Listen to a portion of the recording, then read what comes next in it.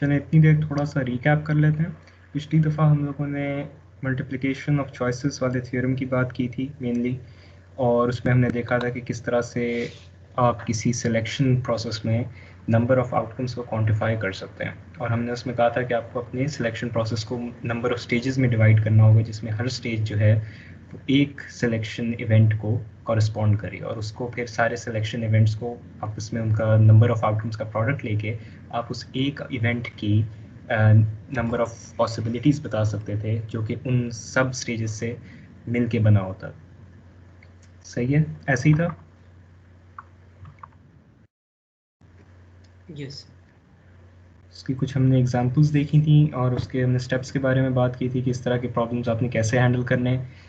कि आप सबसे पहले अपने प्रॉब्लम को स्टेजेस में ब्रेक करेंगे, तो ज़ाहिर है आप सबसे पहले स्टेजेस आइडेंटिफाई करेंगे कि आपके इंडिविजुअल डिस्टिंक्ट स्टेजेस क्या हैं। हर स्टेज की अल्टीमेटली एक आउटकम होनी चाहिए, यानी कि आपने अल्टीमेट सिलेक्शन हर स्टेज के एंड पे कोई एक ऑब्जेक्ट की करनी है, और उसमें हर स्टेज में you have a number of ways to achieve that outcome.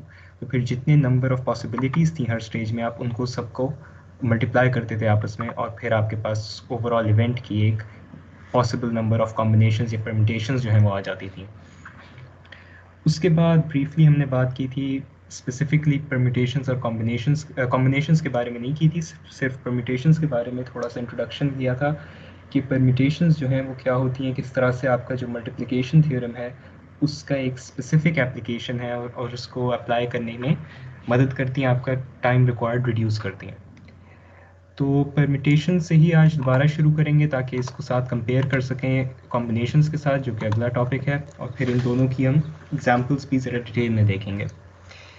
Basically ज़ाहिर है सारी एक्टिविटी का, चाहे मल्टीप्लिकेशन थ्योरम हो चाहे परम्यूटेशंस कॉम्बिनेशंस हो, इनका मकसद ये था कि आप उस इवेंट की प्रोबेबिलिटी फाइंड कर सकें। तो आपने प्रोबेबिलिटी में नंबर ऑफ इवेंट्स जो कि उस पर्टिकुलर नंबर ऑफ आउटकम्स जो कि उस इवेंट को सेटिस्फाई कर रहे हों उनको क्वांटिफाई करना होता है, ताकि फिर आप प्रोबेबिलिटी के फार्मूला में इस्तेमाल कर सकें proportion of the events of the outcomes that satisfy your event to the total number of outcomes possible in the sample space. तो उनको काउंट करने के लिए आप ये टेक्निक्स इस्तेमाल कर रहे थे। अब परम्यूटेशंस का जो कॉन्सेप्ट है, जिसका फार्मूला आपके सामने ये हम पिछली दफ़ा डिस्कस कर चुके हैं, ये तब अप्लाई किया जाता है जब आपके पास एक पूल ऑफ ऑब्जेक्ट्स हो जिसका साइज़ n हो। तो बेसिकली जो आपके पास group of n distinct objects है, इसमें n आपका वो ओवरऑल पूल साइज़ है जिसमें से आपने सेलेक्ट करना है, और उसमें से जो आपने कितने साइज़ का सबसेट सेलेक्ट करना है वो साइज़ R से डिनोट करते हैं। तो R उसमें से आपका सिलेक्शन साइज़ है। तो ओवरऑल जो आपके पास ऑप्शंस हैं, नंबर ऑफ ऑप्शंस, वो n है, और उनमें से आपने R आउटकम्स जो हैं वो या R सिलेक्शंस जो हैं वो करनी है। नंबर ऑफ सिलेक्शंस इसको कर देता हूँ, ठीक है। अब परम्यूटेशंस का जो फार्मूला है या परम्यूटेशंस का जो मेथड है वो तब अप्लाई किया जाता है जब आपने सिलेक्शन करनी हो एक पूल में से, और सिलेक्शन का ऑर्डर भी इंपॉर्टेंट हो कि पहले कौन सा सिलेक्ट हुआ वो सिग्निफिकेंट है, और कॉम्बिनेशंस के अंदर पहला दूसरा तीसरा ये जिस ऑर्डर में भी आप सेलेक्ट करें वो इंपॉर्टेंट नहीं होता। बस इंपॉर्टेंट ये होता है कि आपने सेट ऑफ आउटकम्स कौन से सेलेक्ट किए, जबकि परम्यूटेशंस में वो सेट ऑफ आउटकम्स भी इंपॉर्टेंट है और उनका रिलेटिव ऑर्डर भी इंपॉर्टेंट है कि पहले कौन सा था बाद में कौन सा आया, ठीक है। तो उसका नंबर ऑफ आउटकम्स इवैल्यूएट करने के लिए, अब ये बेसिकली है formula for the number of permutations, यानी कि number of possible outcomes in which you can select R objects from n objects in a particular order. तो उसको आप कैलकुलेट करते हैं इस फार्मूला से। फैक्टोरियल की डेफिनेशन आप सबको पता होगी और n और r जो हैं वो आपके पूल साइज और number of selections to be made respectively. अब परम्यूटेशंस के अंदर एक चीज़ अहम है कि बाय डिफ़ॉल्ट परम्यूटेशंस जो हैं they do not allow repetitions, ठीक है। सो NPR does not allow for repeated selections. जिस तरह आपका जो मल्टीप्लिकेशन प्रोसेस था, मल्टीप्लिकेशन थ्योरम था, उसके अंदर हमने देखा था दो केसेस के। एक केस जिसमें आपके पास सिलेक्शन आपने कर ली पूल में से, और वो आइटम जो है वो पूल के अंदर मौजूद रहता है फॉर द नेक्स्ट सिलेक्शन, जिसको हम रिपीटेड सिलेक्शन कह रहे थे। और दूसरा केस ये था कि जब आपने एक सिलेक्शन कर ली तो अब वो अवेलेबल नहीं है नेक्स्ट सिलेक्शन के लिए, तो repeated selections were not allowed. तो मल्टीप्लिकेशन थ्योरम को थोड़ा सा मॉडिफाई करके आप दोनों केसेस में अप्लाई कर सकते हैं। परम्यूटेशंस का जो डिफ़ॉल्ट फार्मूला है, जो कि आपके कैलकुलेटर्स में भी प्रोग्राम्ड होता है, वो हमेशा रिपीटेबिलिटी को अलाउ नहीं करता। ठीक है, तो ये फार्मूला, या अगर आप कैलकुलेटर से डायरेक्टली NPR की वैल्यू कैलकुलेट करते हैं, वो आपको वो नंबर ऑफ आउटकम्स बताएगी जिसमें पूल में से आप रिपीटेड सिलेक्शंस नहीं ले सकते।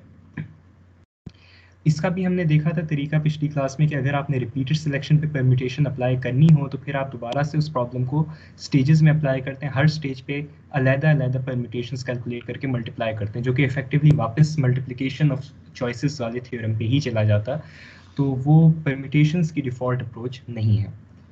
ठीक है, इस फॉर्मुलेशन को इस्तेमाल करने का फ़ायदा यही है कि आपको अपनी प्रॉब्लम को स्टेजेस में उस तरह से डिवाइड नहीं करना पड़ता जिस तरह मल्टीप्लिकेशन थ्योरम में करना पड़ता है। ये एग्जाम्पल भी हमने पिछली दफ़ा देखी थी। इसके अंदर आप जल्दी से बताएं कि n और r की क्या वैल्यूज़ होंगी।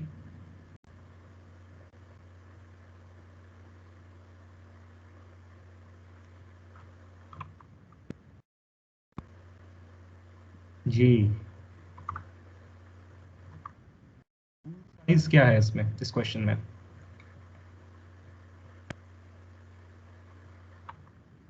सर N5 होगा और R3 होगा सर। ठीक है, तो आपके पास जो अवेलेबल ऑप्शंस हैं सिलेक्शन की, जो कि पूल साइज़ या n है, वो आपके पास 5 है, और आपने जो सिलेक्शंस करनी है यानी कि सबसेट जिस साइज़ का आपने बनाना है, r आपका 3 है, और इसमें रेपिटेशंस जो हैं अलाउड हैं या नहीं है?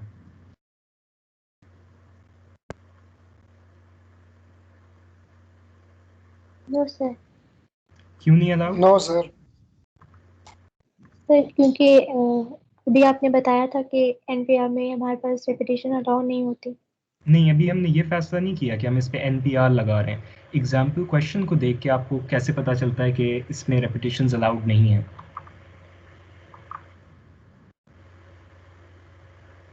Sir how many different 3 digit numbers है सर? बिल्कुल, तो आपने जो 3 डिजिट नंबर्स फॉर्म करने हैं, सपोज अगर मैं इन नंबर से कोई 751 बनाता हूँ, तो वो नंबर जो है डिफरेंट होगा फ्रॉम 571। तो ऑर्डर ऑफ सिलेक्शन इसलिए इंपॉर्टेंट है कि सवाल आपको कह रहा है कि आपने मुख्तलिफ 3 डिजिट नंबर्स बनाने हैं। अगली हम एग्जाम्पल जब कॉम्बिनेशंस के टॉपिक में देखेंगे तो n और r आपके पास यही होगा, उसमें आप देखेंगे कि सवाल किस तरह से वर्डेड है, और उसमें आपको ऑर्डर ऑफ सिलेक्शन इंपॉर्टेंट नहीं होगा। लेकिन यहाँ पे क्योंकि आप नंबर्स फॉर्म करना चाह रहे हैं, तो इस तरह का नंबर जो है इस नंबर से डिफरेंट होगा, इसलिए अब हमें पता है कि रेपिटेशंस जो हैं वो अलाउड नहीं है, तो रेपिटेशंस आर नॉट अलाउड। अब आप फैसला करें कि आपने अप्रोच कौन सी इस्तेमाल करनी है। अब ये सवाल जो है मैं मल्टीप्लिकेशन थ्योरम से भी कर सकता हूँ, और यही क्वेश्चन अब मैं ये एलिजिबल है कि मैं परम्यूटेशन अप्रोच इस पर इस्तेमाल करूँ। तो पहले पिछली क्लास का हम मल्टीप्लिकेशन थ्योरम अप्रोच देख लेते हैं कि वो किस तरह से इस पर एप्लीकेबल होगा। ठीक है, मल्टीप्लिकेशन थ्योरम में आप क्या करते थे, स्टेजेस में डिवाइड करते थे। इसमें नंबर ऑफ स्टेजेस कितनी है, 3, क्योंकि आपने एक 3 डिजिट नंबर जो है वो फॉर्म करना है, तो हर डिजिट की सिलेक्शन जो है एक सेपरेट स्टेज है। ठीक है, नंबर ऑफ स्टेजेस के से आप लिखते थे, और उसके बाद number of possible ways to complete each stage आप रिकॉर्ड करते थे। तो पहली स्टेज जो है उसमें आपके पास नंबर ऑफ वेज कितने होंगे,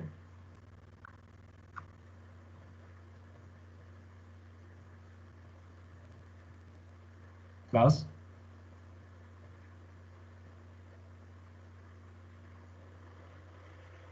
N1, N2, N3 क्या होंगे यहाँ पे?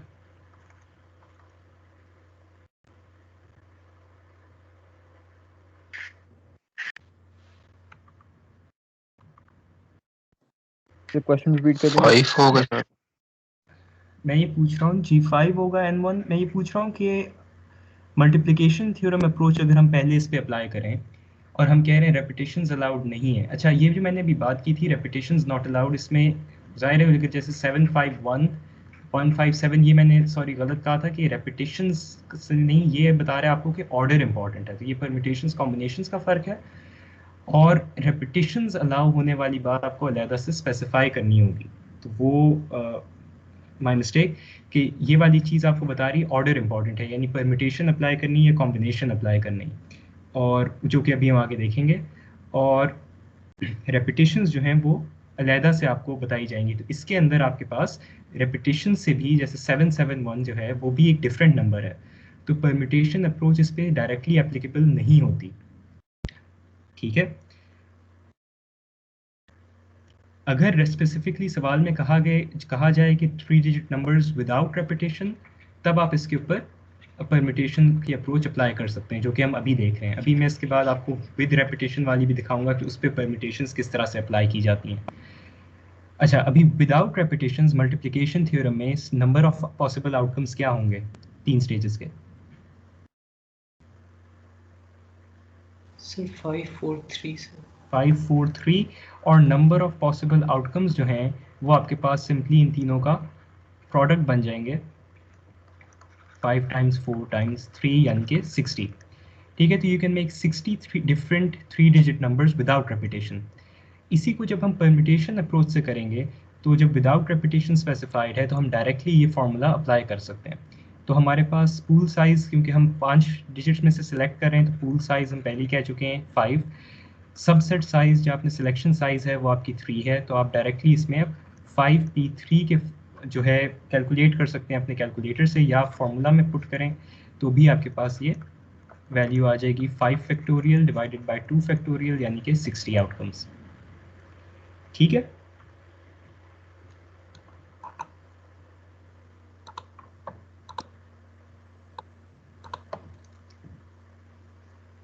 सर ये मेरे पॉसिबल आउटकम सर 5 4 3 सर, ये इनका बता दिए किस तरह लिए हैं। ये हमने पिछली क्लास में देखा था कि मल्टीप्लिकेशन थ्योरम कहता था कि हर इंडिविजुअल स्टेज, जैसे ये अब आपके पास स्टेज 1 है, स्टेज 2 है और स्टेज 3 है, इनमें हमने डिवाइड कर दिया था। तो मल्टीप्लिकेशन थ्योरम ये कहता है कि जो टोटल पॉसिबल आउटकम्स हैं किसी इवेंट को अचीव करने के, वो उसके इंडिविजुअल स्टेजेस के नंबर ऑफ वेज के प्रोडक्ट होते हैं। तो ये हमने 3 स्टेजेस में इसको डिवाइड किया था नंबर फॉर्मेशन को, तो हम इन 3 स्टेजेस की इंडिविजुअल पॉसिबल आउटकम्स के तरीकों को मल्टीप्लाई कर रहे थे आपस में। ठीक है, अगर मेरे पास अप टू k स्टेजेस हों तो इसी तरह मैं n1 times n2 up to nk करता रहूँगा कि हर स्टेज में number of ways to achieve this outcome क्या है। ये हमने पिछले लेक्चर में देखा था। ठीक है, ओके सर। अच्छा, अब मुझे ये बताएं कि परम्यूटेशन अप्रोच समझ आ गई है विदाउट रेपिटेशंस के लिए? Yes sir. अब इसका रेपिटेशन अलाउड केस देखते हैं कि उसके ऊपर मल्टीप्लिकेशन थ्योरम में आपके पास क्या फर्क पड़ेगा।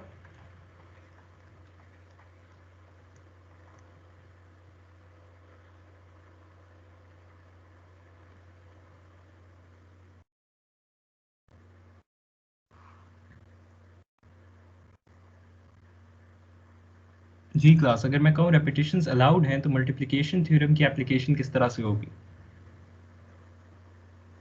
सर 5 5 5 हो जाएगी। 5 5 5 हो जाएगी। तो ये मेरे पास number of possible outcomes with repetition 5 cube हो जाएगा।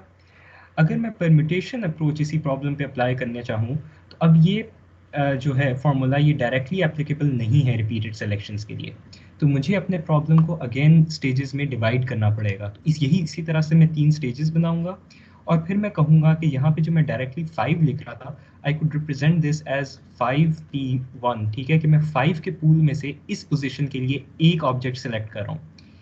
इसी तरह यहाँ पे मैं 5 के पूल में से एक सिलेक्ट कर रहा हूँ, और यहाँ पे भी मैं एक सिलेक्ट कर रहा हूँ। तो ये 5p1 या जो भी आपके पास एक प्रॉपर्टी है, ये हम आगे प्रूव करके भी देखेंगे कि np1 जब भी r इक्वल्स 1 हो तो हमेशा npr will always equal n। ये अभी आगे प्रूफ भी हो जाएगी, ये इसी फॉर्मूला से डिराइव होती है। तो बेसिकली इन तीनों की वैल्यूज आपके पास 5 आ जाएंगी। ठीक है, इसी तरह से अगर मैं विदाउट रेपिटेशन वाले केस पे ब्रेक डाउन भी करता स्टेजेस में, तो बेसिकली ये जो चीज़ थी ये भी मेरे पास NPR की फॉर्म में थी। दिस वाज 5p1, इस स्टेज की 4p1 हो रही थी क्योंकि मेरा पूल छोटा होता जा रहा था, और यहाँ पे 3p1 हो गया था। तो ये भी मेरे पास 5 4 3 इसी तरह से आ रहे थे। लेकिन इसके लिए विदाउट रेपिटेशंस परम्यूटेशन की डिफ़ॉल्ट फार्मूला जो है वो डायरेक्टली एप्लीकेबल हो जाता है, तो मुझे इसको ब्रेक करने की ज़रूरत नहीं थी। तो जब रेपिटेशंस अलाउड होते हैं, आप परम्यूटेशंस अप्लाई भी करें, you and up with what is effectively a multiplication theorem approach. तो उसके लिए बेहतर यही है कि जहाँ रेपिटेशंस अलाउड हों वहाँ पे आप डायरेक्टली मल्टीप्लिकेशन थ्योरम इस्तेमाल कर लें, और जहाँ पे रेपिटेशंस अलाउड ना हो वहाँ और ऑर्डर इंपॉर्टेंट हो वहाँ आप परम्यूटेशन अप्रोच कर लें क्योंकि वो फास्टर होती है। ठीक है,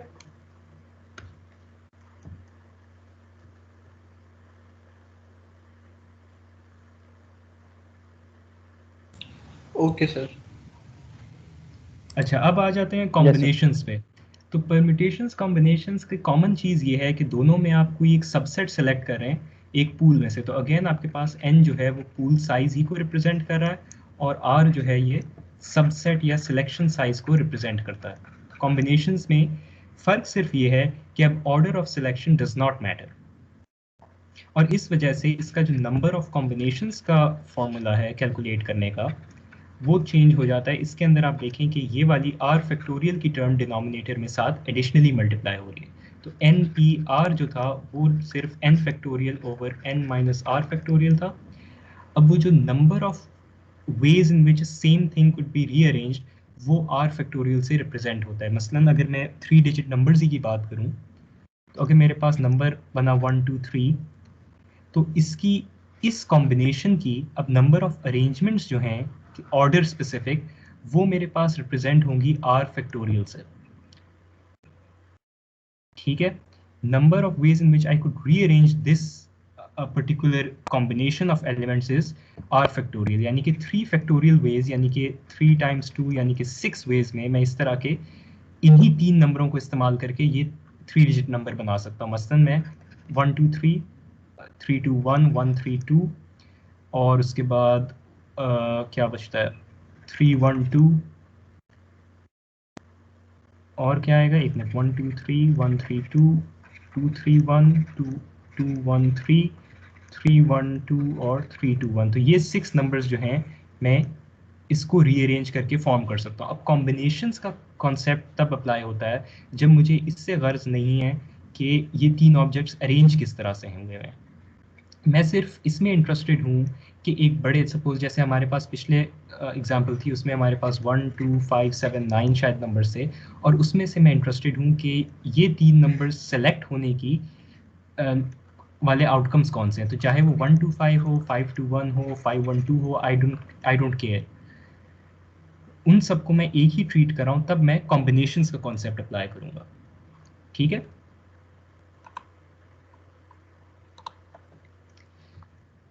तो इसकी एग्जांपल अगर हम देखें तो इसमें आपसे पूछा जा रहा है कि 5 लोगों में से 3 स्टूडेंट्स को मैं किन किन तरीकों से कितनी कॉम्बिनेशंस में बना सकता हूँ टू फॉर्म अ ग्रुप। ठीक है, अब ये कॉम्बिनेशंस का क्वेश्चन इसलिए है कि अगर मैं 5 लोग हैं, ठीक है, स्टूडेंट 1 स्टूडेंट 2 स्टूडेंट 3 4 एंड 5, ठीक है, I want to select 3 students to form a group out of a class of 5। तो अब इन 5 लोगों में से मैं जो मर्जी 3 सेलेक्ट करूं, चाहे जैसे S2 S4 S5 में सेलेक्ट करूं, तो ये भी वही ग्रुप होगा जो S5 S2 S4 का होगा। ठीक है, वही 3 लोग हैं, तो these are basically the same group. तो इसलिए मेरे पास अब ऑर्डर जो है ऑर्डर ऑफ सिलेक्शन वो इम्पॉर्टेंट नहीं है। ठीक है,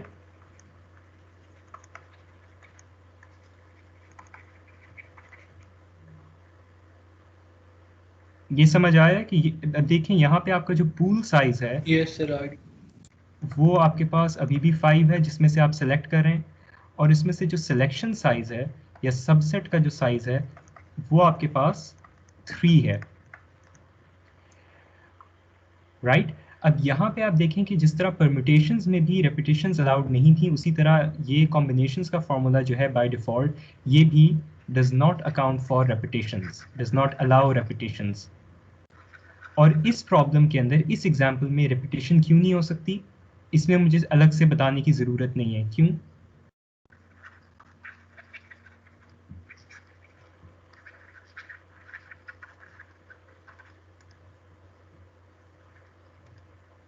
क्योंकि सेम स्टूडेंट को मैं एक ही ग्रुप में दोबारा ज़ाहिर नहीं रख सकता, एक ही बंदा, तो उसको मैं रिपीट नहीं कर सकता। ठीक है, तो रेपिटेशंस जो हैं वो भी इस प्रॉब्लम में अलाउड नहीं है। इसलिए अब मुझे पता है कि जब रेपिटेशंस अलाउड नहीं है, ठीक है, और मेरे पास ऑर्डर ऑफ सिलेक्शन इम्पॉर्टेंट नहीं है, तब मैं कॉम्बिनेशन अप्रोच अप्लाई कर सकता हूँ। ठीक है, combination approach can be applied. अब अगर यहाँ पे ऑर्डर ऑफ सिलेक्शन इम्पॉर्टेंट होता, लेट्स सपोज मैं आपसे ये पूछता कि टॉप 3 परफॉर्मर्स जो हैं क्लास में से वो किस तरह से सिलेक्ट हो सकते हैं 5 के क्लास में से, तो वो इसलिए इंपॉर्टेंट हो जाता कि ज़ाहिर है first place is different from second place is different from third place. जबकि अगर मैं एक ग्रुप बनाने की बात कर रहा हूँ तो उसमें विदाउट एनी एडिशनल इन्फॉर्मेशन आपको अगर मैंने कुछ नहीं बताया तो उस ग्रुप में तीनों का सिलेक्ट होना बराबर है, चाहे वो पहले सिलेक्ट हो चाहे वो बाद में सिलेक्ट हो। ठीक है, तो यहाँ पे अब आप नंबर ऑफ वेज जो है वो कॉम्बिनेशन अप्रोच से देखेंगे और वो आपके पास आ जाएगा 5C3। सी क्या वैल्यू आती है?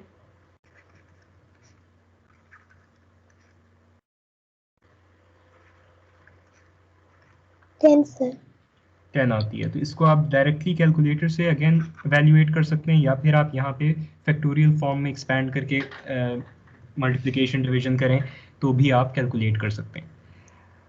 इसी में अगर मैं कहता, जैसे मैंने अभी बात की कि ऑर्डर ऑफ सिलेक्शन इंपॉर्टेंट हो जाता, ठीक है, यहाँ पे मैं कर देता हूँ। लेट्स सपोज अगर if you were talking about positions instead of groups, ठीक है, तो ऑर्डर ऑफ सिलेक्शन इंपॉर्टेंट होता, फिर आपके पास कितने पॉसिबल वेज होते?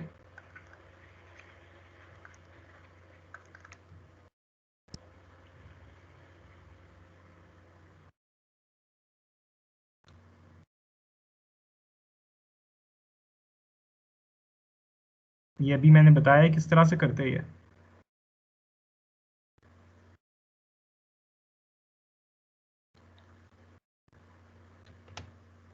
परम्यूटेशन के थ्रू। परमिटेशन, तो ये क्या वैल्यू आती? 5p3 क्या आता? 60। 60।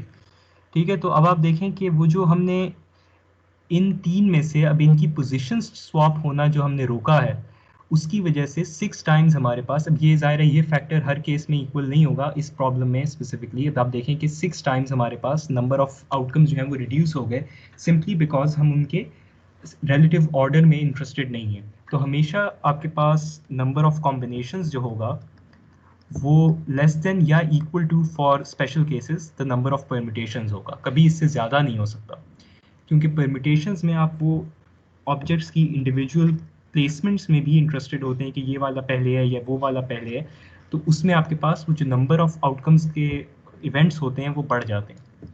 तो कॉम्बिनेशंस का नंबर हमेशा या तो परम्यूटेशन से कम होगा या स्पेशल केसेस में बिल्कुल बराबर होगा। ठीक है, और ये ज़ाहिर है इम्पॉर्टेंट जो है अभी इस एग्जाम्पल के अंदर नहीं था। तो अगर इसी को मैं रीवर्ड कर देता, in how many different ways can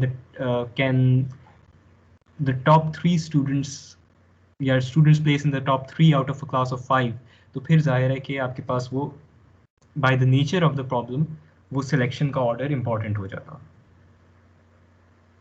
ठीक है, अब यहाँ पे देखें कि अगर हम मल्टीप्लिकेशन अप्रोच अप्लाई करते हैं, ठीक है, तो मल्टीप्लिकेशन अप्रोच अगर इस प्रॉब्लम पे मैं अप्लाई करता तो वो मुझे क्या आउटकम देता? कॉम्बिनेशंस वाला देता या परम्यूटेशंस वाला देता?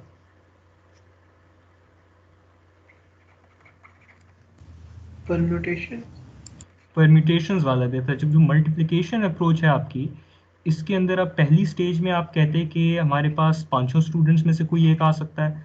सेकंड स्टेज के अंदर आप कहते हैं कि अब एक पहले जा चुका है तो अब 4 बच गए, और तीसरी स्टेज में हमारे पास 3 लोग बच गए। तो जब आप 5 टाइम्स 4 टाइम्स 3 करते हैं, ये आपके पास बेसिकली 5p3 के बराबर आता है और 60 आता है। तो मल्टीप्लिकेशन अप्रोच जो है वो हमेशा आपके ऑर्डर स्पेसिफिक होती है। तो मल्टीप्लिकेशन अप्रोच में ये देखना होगा आपको कि अगर ऑर्डर ऑफ सिलेक्शन इंपॉर्टेंट है तब अप्लाई हो सकती है परम्यूटेशंस की जगह, लेकिन जहाँ पे ऑर्डर ऑफ सिलेक्शन इंपॉर्टेंट ना हो, स्पेसिफिकली आप उसमें इंटरेस्टेड नहीं हैं, तो फिर आपको कॉम्बिनेशंस अप्रोच ही बचती है। बाकी मल्टीप्लिकेशन अप्रोच भी आप डायरेक्टली इस्तेमाल नहीं कर सकते। ठीक है, और जाहिर है कि दोनों परम्यूटेशंस कॉम्बिनेशंस के अंदर रेपिटेशंस नहीं होनी चाहिए। अगर रेपिटेशन है तो मल्टीप्लिकेशन अप्रोच पे आपको जाना पड़ेगा। ठीक है,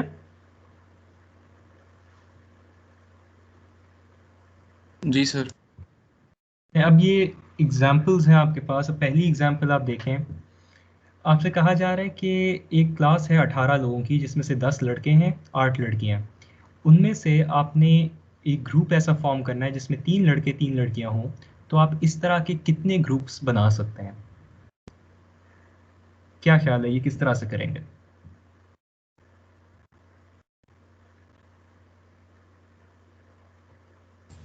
कॉम्बिनेशन से सर। कॉम्बिनेशन से क्यों करेंगे? सर क्योंकि इसमें हमने ग्रुप बना रहे हैं सर। हाँ, इसमें ऑर्डर जो है वो इम्पोर्टेंट नहीं है, ऑर्डर ऑफ सिलेक्शन। और इसके अंदर जाहिर है कि क्योंकि आप इंसान सेलेक्ट कर रहे हैं, बंदे सेलेक्ट कर रहे हैं, तो रेपिटेशंस जो हैं वो बाय डिफ़ॉल्ट अलाउड नहीं होंगी। ठीक है, अब ये बताएं कि मैं किस तरह से नंबर ऑफ वेज सेलेक्ट करूं। क्या मैं इसमें किस तरह से कॉम्बिनेशन अप्लाई करूंगा? मेरा एन क्या होगा, पूल साइज क्या होगा, और मेरा सिलेक्शन साइज क्या होगा? N 18 हो जाएगा। ठीक है, एन आपके ख्याल से 18 हो जाएगा, यानी कि पूरी क्लास में कितने लोग हैं? सिलेक्शन साइज क्या होगा?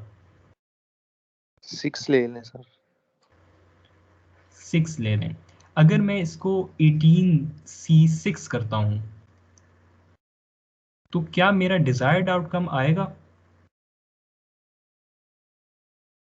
No sir. क्यों? सर, इसको 3 लेंगे सर क्योंकि हमें शायद। तीन ग्रुप में 3 बॉयज और 3 गर्ल्स चाहिए, मतलब ऐसा कॉम्बिनेशन बनाना है। जी बिल्कुल। तो अभी जिस सर तरह से 2 अगर बार आप कॉम्बिनेशन लगाएंगे इस पे। जी, इसको आप स्प्लिट करेंगे क्योंकि अब आपके पास 2 डिस्टिंक्ट एक तरह से ऑब्जेक्ट्स हैं, 2 डिस्टिंक्ट कैटेगरीज हैं जिनमें से आप सिलेक्ट करें।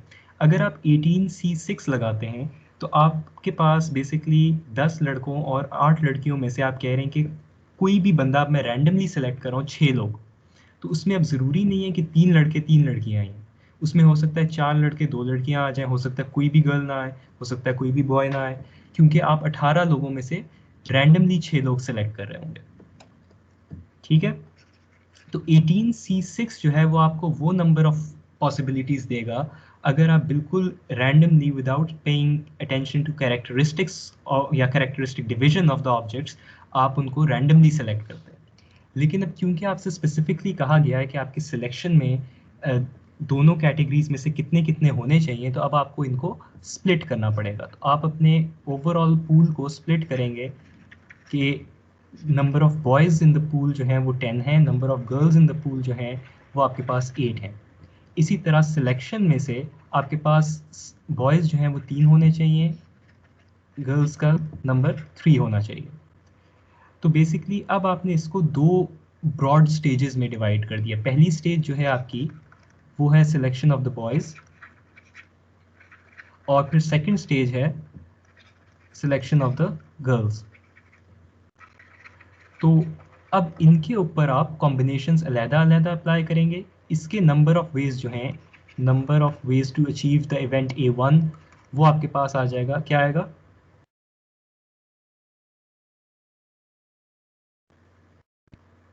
10। 10 8C3 10C3 10C3। और इसी तरह number of outcomes in the second stage यानी कि गर्ल्स की सिलेक्शन में 8C3 हो जाएगा, क्योंकि इसमें आपके पास पूल साइज 8 का है।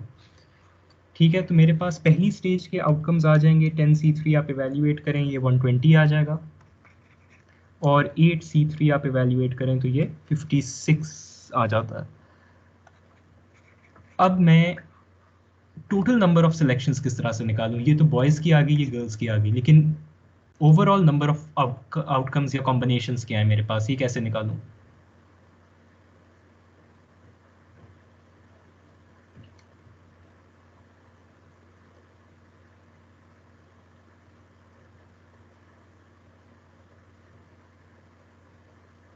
क्या ख्याल है, कुछ पढ़ा है ऐसा?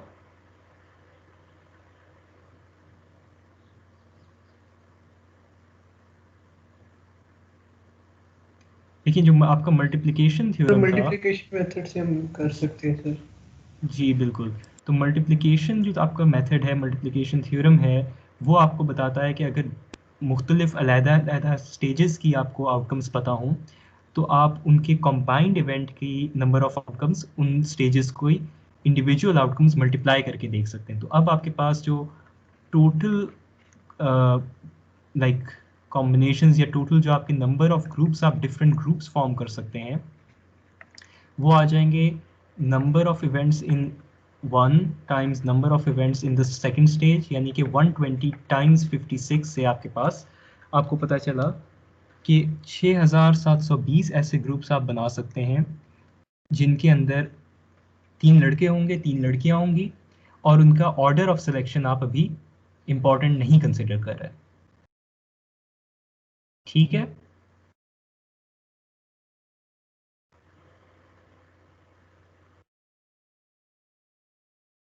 जी सर। चलिए अगर ये समझ आया है तो फिर सेकंड पार्ट इसका देखें, उसी क्वेश्चन की कंटिन्यूएशन है। वही क्लास है आपके पास 10 लड़के 8 लड़कियां, उनमें से आपने 3 लोगों को रैंडमली सिलेक्ट करना है। तो क्या प्रोबेबिलिटी है कि उस ग्रुप के अंदर एक लड़का होगा? अब जाहिर है जो हम काउंटिंग इवेंट्स कर रहे थे इसीलिए कर रहे थे कि हम आखिर में प्रोबेबिलिटी निकाल सकें किसी इवेंट की। तो अब आपसे प्रोबेबिलिटी पूछी जा रही है। अगर मैं इवेंट बी डिफाइन करूं, which is the event that the group has one boy, ठीक है, इसकी मैं प्रोबेबिलिटी कैसे निकालूंगा? प्रोबेबिलिटी किसी इवेंट की क्या होती है जनरली?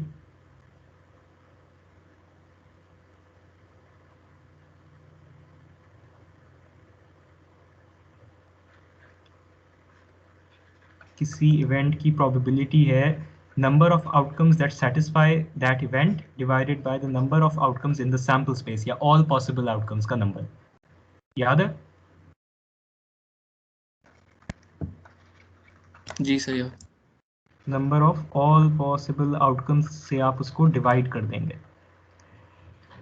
ठीक है, तो अब बेसिकली आपको काउंटिंग टेक्निक्स के ज़रिए, या आप अगर कर सकते हो तो आप सारी वो सैम्पल स्पेस बनाएं, पूरा सेट बनाएं, उसको काउंट करें, लेकिन ज़ाहिर है वो लंबा काम है। तो आपको बेसिकली काउंटिंग टेक्निक्स इस्तेमाल करके ये 2 नंबर्स इवैल्यूएट करने हैं ताकि आप ये प्रोबेबिलिटी निकाल सकें। अब मुझे बताएं, इवेंट बी की डेफिनेशन हमने खुद सवाल से देख के बनाई है, लेकिन आपके सामने है अब, तो इसका मैं नंबर कैसे निकालूंगा? इस इवेंट के सेटिस्फाइंग नंबर ऑफ आउटकम्स मैं किस तरह से निकालूंगा?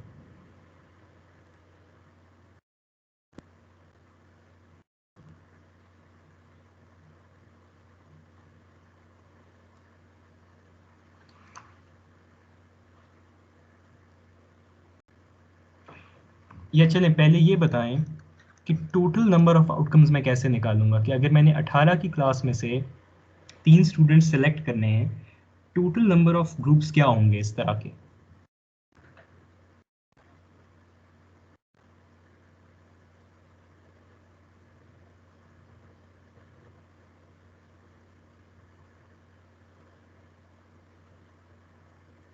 Any ideas?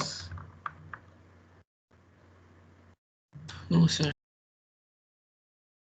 लेकिन जब आप 18 की क्लास में से 3 लोगों का ग्रुप फॉर्म कर रहे हैं, और देखिए आप सवाल पढ़ें, यहाँ पे आपको कहा गया है 3 students are randomly selected to form a group, तो what is the probability that the form group will have one boy?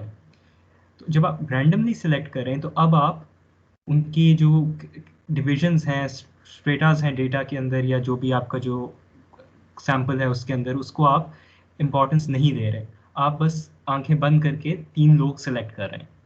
इसका मतलब ये हुआ कि जो टोटल नंबर ऑफ आउटकम्स इस तरह के, या टोटल नंबर ऑफ ग्रुप्स इस तरह से आप फॉर्म कर सकते हैं, उसमें आपके पास अब डेटा की डिवीजन इंपॉर्टेंट नहीं है। तो आप 18 की क्लास में से अब 3 लोग रैंडमली सेलेक्ट करें, इसका नंबर डायरेक्टली 18C3 से आ जाएगा, यानी कितने ऐसे ग्रुप्स हैं 3 लोगों के जो मैं 18 बंदों में से फॉर्म कर सकता हूँ, वो 3 लोग डिफरेंट हों, उनका ऑर्डर मुझे इंपॉर्टेंट नहीं है। ये समझ आई है? जी सर आ गई। क्या कहा है मैंने, बताओ दोबारा।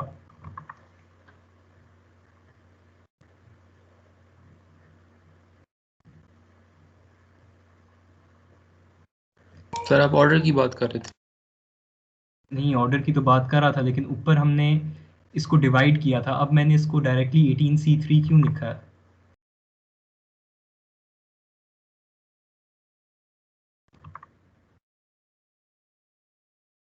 क्योंकि हम रेंडमली सिलेक्ट कर रहे हैं।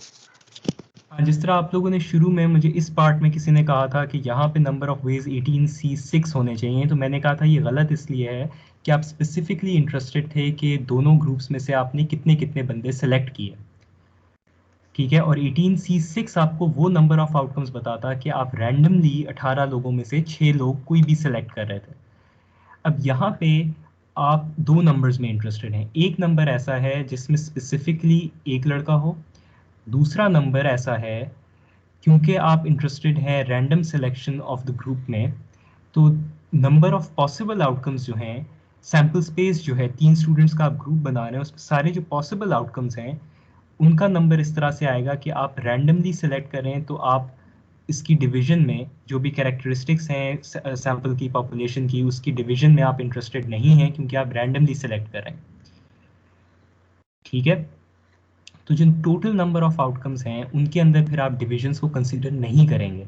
आप कहेंगे कि अच्छा टोटल मेरे पास 18 लोग थे, उनमें से रैंडमली मैं 3 लोग सेलेक्ट कर रहा था विदाउट पेइंग अटेंशन कि किसकी क्या कैरेक्टरिस्टिक्स हैं, तो इसलिए मैं डायरेक्टली पॉपुलेशन पे कॉम्बिनेशन अप्लाई कर सकता हूँ, ठीक है। इसका नंबर 816 आता है, यानी कि I can form 816 groups of 3 students which will have different people in them, यानी कि हो सकता है यहाँ पे तीनों लड़के हों, ठीक है, इनमें से कोई लड़की आ जाए, लेकिन इसके अंदर मैं ये वाली पॉसिबिलिटी इंक्लूड नहीं कर रहा कि इनका ऑर्डर डिफरेंट होगा, यानी कि ये वाला इवेंट मैं इससे सेपरेट काउंट नहीं कर रहा, ये मैं एक ही इवेंट कंसिडर कर रहा हूँ। लेकिन मैं ये देख रहा हूँ कितने ऐसे इवेंट्स हैं, मेरे पास 10 लड़के हैं, 8 लड़कियाँ हैं, तो हो सकता है मेरे पास यहाँ पे इस तरह का कोई कॉम्बिनेशन बने। Again this is different from the previous two, तो मैं इस तरह के ग्रुप्स का नंबर देख रहा हूँ जो मैं फॉर्म कर सकता हूँ, और इनके अंदर फिर मेरे पास एक डिफरेंट नंबर ऑफ पीपल हो सकता है आ जाए, ठीक है। हर कैरेक्टरिस्टिक डिवीजन से हो सकता है कि मेरे पास a different number of selections appear,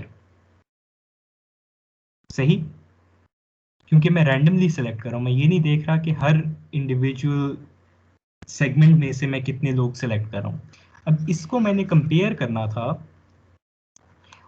उस पर्टिकुलर इवेंट से जिसमें मैं एक ही लड़का सेलेक्ट करूँ। सेलेक्ट मैं अभी भी रैंडमली कर रहा हूँ, लेकिन मैं अब इंटरेस्टेड उन इवेंट्स में हूँ जिनमें सिर्फ एक लड़का इस पर्टिकुलर ग्रुप में आए, यानी कि फॉर एग्जांपल ये वाला जो आउटकम है ये इसको सेटिस्फाई करता है, ये वाला आउटकम जो है इसको सेटिस्फाई नहीं करता क्योंकि रैंडमली सेलेक्ट करते हुए 2 लड़के आ गए, यहाँ पे सेलेक्ट करते हुए 3 लड़के आ गए। तो मैं इन वाले जो सेटिस्फाई नहीं कर रहे इन आउटकम्स को मैं रिमूव करना चाहता हूँ, एलिमिनेट करना चाहता हूँ, और मैं सिर्फ उनका नंबर इवेल्युएट करना चाहता हूँ जिसमें किसी पोजीशन पे, चाहे ये इस तरह से आए, लेकिन किसी पोजीशन पे कोई एक लड़का 3 में से हो। तो इसका नंबर अब मैं किस तरह से निकालूंगा?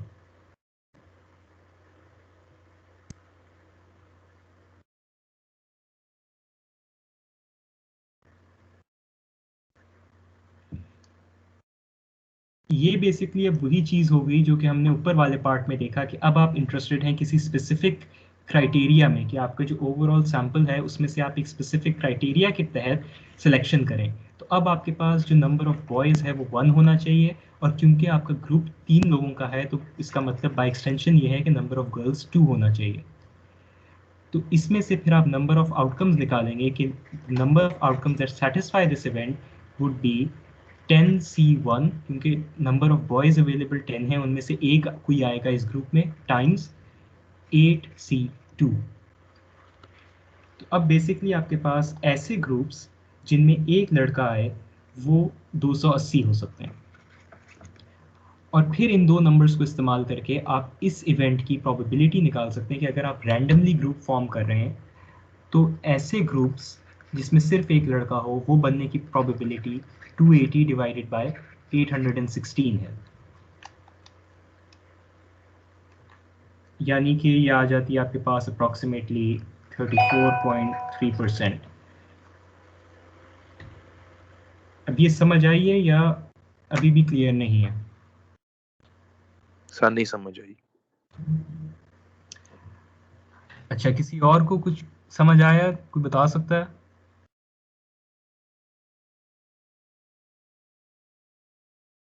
अगर मैं किसी से कहूँ दोबारा से ये एक्सप्लेन कर सके।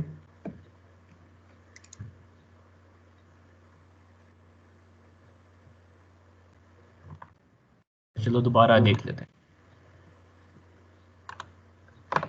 देखें, ये जो आपके पास प्रॉब्लम है, सेकंड पार्ट इसका, पहला पार्ट समझ आया सबको? Yes sir. Yes sir. Second part में आपसे कहा जा रहा है कि ये मैं ऊपर साथ इसका साथ ही लिख रहा हूँ, ठीक है? आपके पास टोटल जो क्लास है उसके अंदर 10 लड़के हैं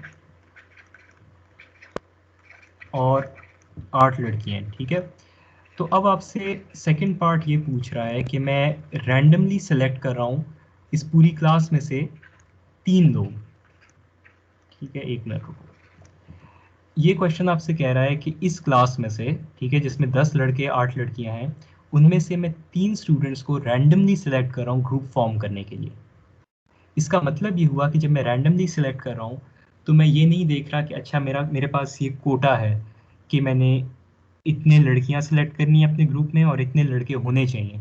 मैं रैंडमली सेलेक्ट कर रहा हूँ कि मेरे पास जितने लोग हैं, मुझे कोई फ़र्क नहीं पड़ता कि 2 मेरे पास सेगमेंट्स हैं, उनमें से कितने मेरे पास सेलेक्ट होते हैं, ठीक है? तो रैंडम सिलेक्शन का मतलब ये है कि मैं उनकी कैरेक्टरिस्टिक डिवीजन को अटेंशन नहीं दे रहा। उसमें से मुझसे पूछा जा रहा है कि क्या प्रोबेबिलिटी है कि ऐसे रैंडम ग्रुप्स में से ऐसे ग्रुप बने जिसमें सिर्फ एक लड़का हो।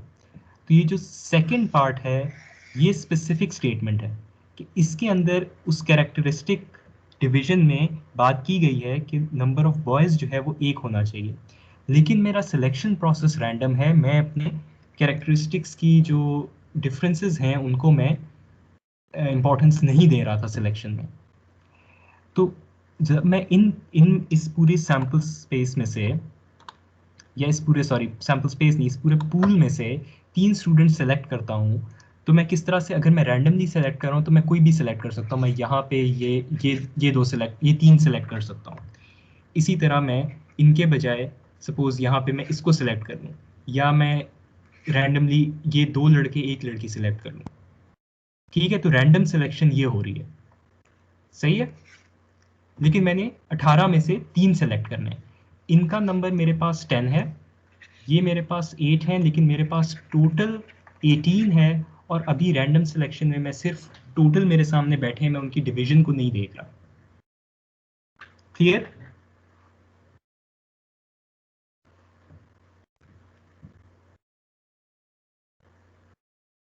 यहां तक समझ आई है? Yes sir. ठीक है। तो द यार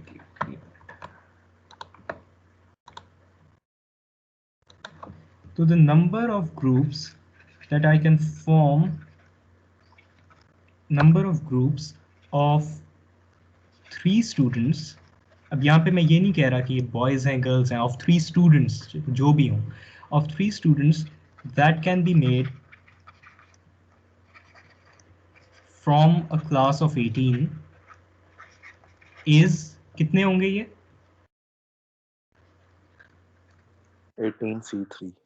18C3। और क्यों इस तरह से होगा? क्योंकि हम 18 के अंदर डिवीजन में इंटरेस्टेड नहीं है, इसी तरह सिलेक्शन में हम डिवीजन में इंटरेस्टेड नहीं है।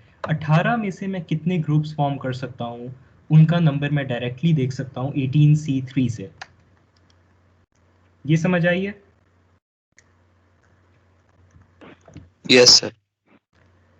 इसके बाद अच्छा, ये मैं इसलिए देख रहा हूँ कि मुझसे प्रोबेबिलिटी मांगी गई है, नंबर नहीं मांगा गया। अगर मैं पूछता what is the number of groups that will have one boy, तो आपको टोटल नंबर ऑफ ग्रुप्स देखने की ज़रूरत ही नहीं थी। लेकिन क्योंकि मैंने प्रोबेबिलिटी मांगी है, तो किसी भी इवेंट की प्रोबेबिलिटी होती है number of events, number of outcomes that satisfy that event divided by the number of outcomes that are possible, ठीक है? All the number of outcomes that are possible. तो उसके अंदर वो आउटकम्स भी हैं जिसमें ये वाला इवेंट सेटिस्फाई हो रहा होगा, एक लड़का होगा, वो आउटकम्स भी हैं जिनमें एक से ज़्यादा होगा या जिसमें कोई नहीं होगा। तो डिनोमिनेटर इवैल्यूएट करने के लिए पहले मैंने देखा कि total number of groups with 3 students कितने हो सकते हैं रैंडम सिलेक्शन में। इसके बाद मैं न्यूमरेटर इवैल्यूएट कर रहा हूँ कि स्पेसिफिकली वो नंबर ऑफ ग्रुप्स जिनमें एग्जैक्टली एक लड़का हो वो कितने होंगे। तो न्यूमरेटर की इवैल्यूएशन में अब मैं स्पेसिफिक कैरेक्टरिस्टिक में इंटरेस्टेड हूँ कि द नंबर ऑफ बॉयज़, या स्पेसिफिक डिवीजन में मैं इंटरेस्टेड हूँ कि the number of boys must be 1 and because the size of the group is 3 तो the number of girls will be 2। ठीक है, तो the number of groups of 3 students that can be made from a class such that they have only 1 boy. ठीक है, तो ये आगे चीज़ जो है ये अब एक क्राइटेरिया लग गया जिसकी वजह से अब मुझे उनकी डिवीजन में जाना पड़ेगा। तो अब मेरी टोटल क्लास 18 की डिवाइडेड है 10 बॉयज़ में, उनमें से मैंने एक आना चाहिए और जाहिर है कि 8 लड़कियां हैं जिनमें से 2 आनी चाहिए। तो इसलिए अब मुझे ये वाले कॉम्बिनेशंस जो हैं ये स्प्लिट करने पड़ते हैं क्योंकि अब मैं स्पेसिफिक कैरेक्टरिस्टिक्स की ब्रेकडाउन में इंटरेस्टेड हूँ। अब समझ आई है या अभी भी क्लियर नहीं है? आ गई है सर। पक्की बात है? किसी को अभी ना समझ आई हो बता दें।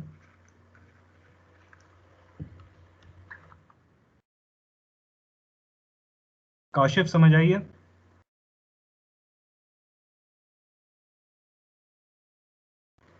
वन फोर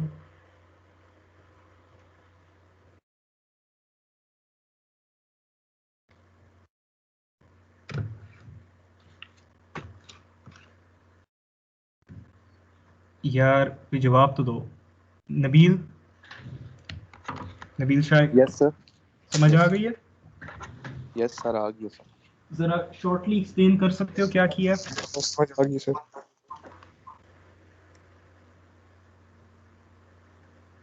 नबील जरा जल्दी से बताएं हमने ये क्यों किया। लास्ट क्वेश्चन का पूछ रहे हैं जी 18C3 वाले। ये कहाँ चला गया यही वाला? सर उसमें पहले ओवरऑल सेटिस्फाइंग नंबर देखने थे, उसके लिए 18C3 की है। और ऊपर एक एक पर हमें चाहिए था बंदा मेल चाहिए था, तो 2 गर्ल्स होंगी, तो 10C1 और 8C2 को मल्टीप्लाई कर दिया। ठीक है, तो अब आखिर में प्रोबेबिलिटी क्या होगी इसकी, कैसे निकालेंगे इस इवेंट की? Sir 280 divided by 816। ठीक है, तो 280 डिवाइडेड बाय 816 ये आपकी प्रोबेबिलिटी आ जाएगी। इसको आप इवेल्यूएट अगर करें तो 0.343 यानी कि 34.3% अप्रॉक्सीमेटली। तो यानी कि इसकी एक्सप्लेनेशन क्या हुई? काशिफ आवाज़ आ रही है?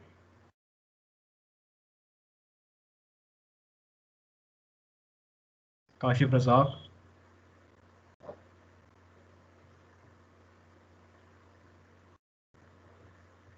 अच्छा नबील, आप अभी जवाब दे रहे थे, आप बता दें ये जो हमने प्रोबेबिलिटी निकाली इसके फिजिकली मतलब क्या हुआ?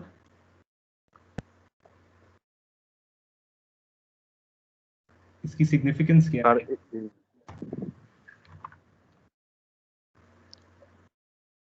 अगर 18 में से एक बंदा सिलेक्ट करेंगे तो प्रोबेबिलिटी 34% प्रोबेबिलिटी होगी कि वो मेल होगा, बॉय होगा। नहीं, इसका मतलब ये है कि 18 में से 3 स्टूडेंट्स का ग्रुप जब मैं सिलेक्ट करूंगा तो ये प्रोबेबिलिटी है कि ये चांस है 34.3% के उन 3 में से एक बंदा होगा, मेल होगा। अगर मैं सिर्फ एक बंदा सेलेक्ट करता हूँ, ठीक है, 18 में से मैं देखना चाह रहा हूँ कि एक लड़का हो, तो उसकी प्रोबेबिलिटी डिफरेंट होगी।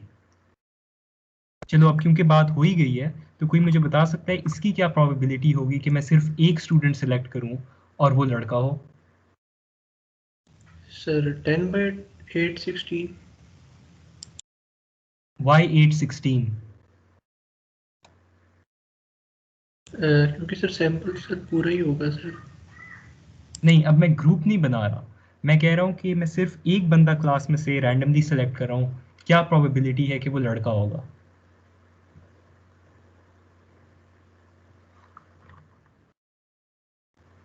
सर 18C1 हो जाएगा। 18C1 क्यों होगा?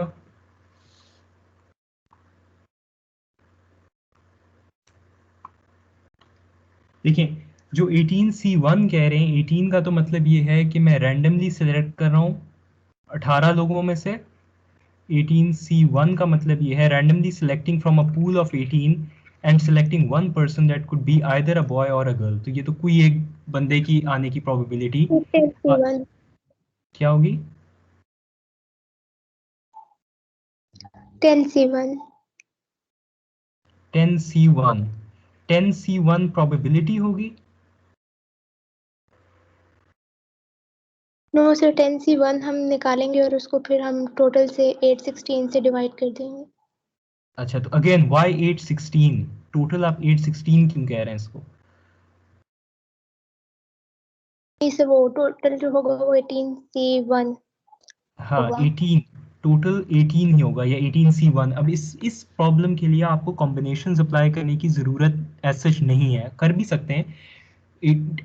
10C1 divide by 18C1 is the same thing. लेकिन अब आपके पास जो क्लास है उसमें आपको पता है कि अब आपका सैम्पल साइज जो है, जब मैं सिर्फ एक बंदा सेलेक्ट कर रहा हूँ तो सैम्पल साइज आपका 18 का है, और आपने सेलेक्ट जो करना है वो एक बंदा करना है, ठीक है? That should be a boy. Event A is that one person selected is a boy। तो इस इवेंट को सेटिस्फाई करने वाले कितने आउटकम्स हैं? जितने लड़के हैं क्लास में उतने आउटकम्स इसको सेटिस्फाई करते हैं डायरेक्टली। तो ये आपको प्रोबेबिलिटी की बिल्कुल बेसिक कॉन्सेप्ट है। इसके लिए आपको कॉम्बिनेशंस अप्लाई करने की भी ज़रूरत नहीं है। ये इन्फॉर्मेशन सवाल में डायरेक्टली गिवन है कि 18 की क्लास है, उसमें 18 लोग हैं, उनमें से 10 लड़के हैं, तो अगर मैं एक बंदा सेलेक्ट करता हूँ वो डायरेक्टली 10/18 होगा। जो लोग 816 से डिवाइड कर रहे थे, 816 वो टोटल नंबर था जब हम 3 लोग 18 में से सिलेक्ट कर रहे थे। तो वो 3 किस तरह से आ सकते हैं? जब हम सिर्फ एक बंदा सेलेक्ट कर रहे हैं तो वो 18C1 होगा, या जनरली जाहिर है कि 18 में से आप एक बंदा सेलेक्ट करें तो जाहिर है कि it could only be 18 different people. ठीक है?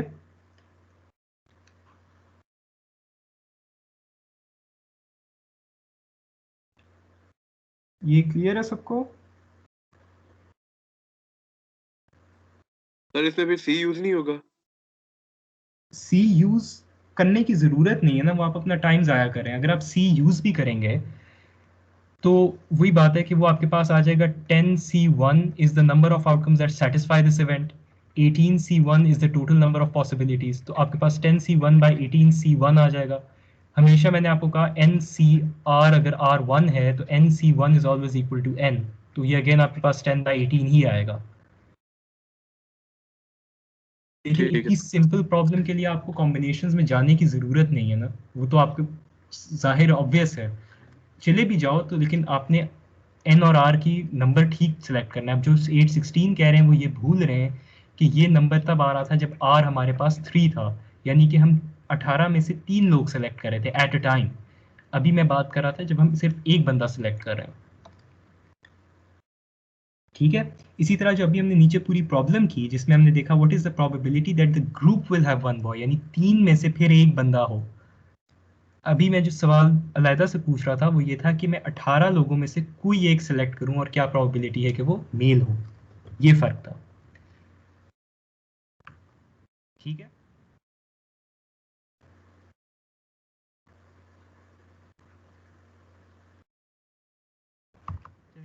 अगर ये समझ आ गया, अगले प्रॉब्लम पे आए। ये थोड़ा सा एसेंस इसकी सेम है, सिर्फ ज़ाहिर है फॉर्मुलेशन थोड़ी सी डिफरेंट है। आपके पास 5 लेटर्स हैं, कितने तरीकों से आप इनको अरेंज कर सकते हैं, और कंस्ट्रेंट ये है कि लेटर एल जो है वो मिडिल में नहीं होना चाहिए। किस तरह से करेंगे? अच्छा, इसके आगे मैं ये भी लिख दूं, रेपिटेशंस इज नॉट अलाउड।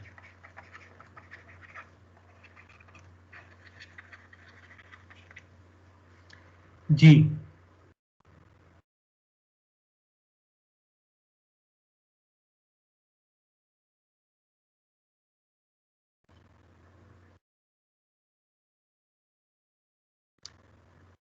अच्छा देखिए, अब आपसे पूछा गया है इन हाउ मैनी वेज, पहली बात ये कि प्रोबेबिलिटी नहीं पूछी गई, तो आपको टोटल नंबर ऑफ पॉसिबिलिटीज निकालने की कोई ज़रूरत नहीं है एज सच इस प्रॉब्लम में।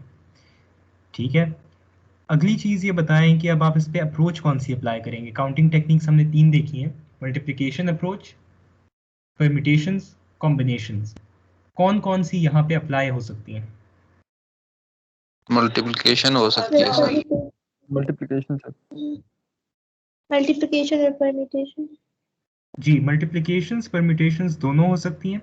कॉम्बिनेशंस इसलिए नहीं अप्लाई हो सकती कि आप इसमें ज़ाहिर है कि ऑर्डर में इंटरेस्टेड हैं, क्योंकि आप लेटर्स की अरेंजमेंट देख रहे हैं। तो अगर इसको मैं मल्टीप्लिकेशन अप्रोच से पहले करूं, तो नंबर ऑफ स्टेजेस कितनी है? 5। ठीक है, तो नंबर ऑफ स्टेजेस इज 5। ये मेरे पास हर स्पेस जो है, जो कि मैंने फिल करनी है, यहाँ पे कोई सिलेक्शन करनी है, it represents a single stage.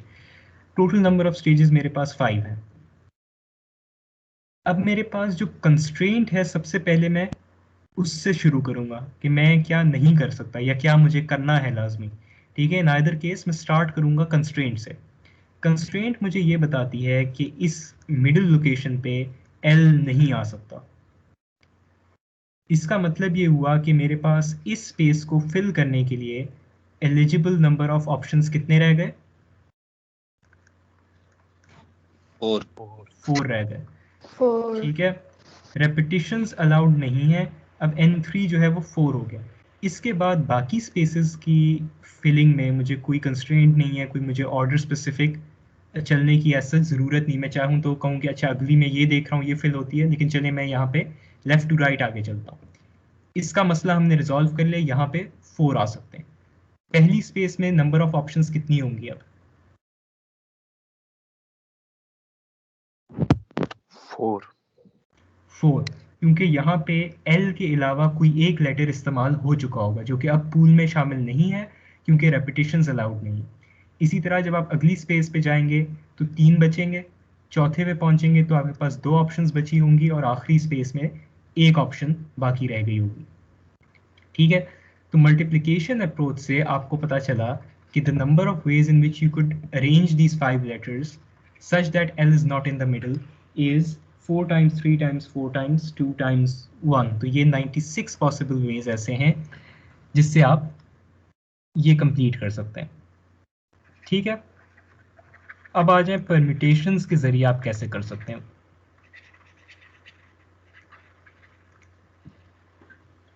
Ji, permutations के लिए आप बेसिकली करेंगे कि नंबर ऑफ सेटिस्फैक्टरी वेज, यानी कि जो आपके क्राइटेरिया को फिल करते हैं। अब परम्यूटेशन में भी वैसे करने की 2 अलग अलग स्ट्रैटेजीज हैं। एक तरीका ये है कि नंबर ऑफ सेटिस्फैक्टरी वेज आप निकालें टोटल पॉसिबिलिटीज माइनस अनसेटिस्फैक्टरी ऑप्शंस। ठीक है, या जो आपके क्राइटेरिया को मीट नहीं करते, यानी कि आपका क्राइटेरिया है कि एल मिडिल में नहीं आना चाहिए, तो अनसेटिस्फैक्टरी वेज वो होंगे जिसमें वो मिडिल में आ रहा होगा। टोटल नंबर ऑफ पॉसिबिलिटीज किस तरह से निकालेंगे कि आप 5 लेटर्स को टोटल कितने तरीकों से अरेंज कर सकते थे?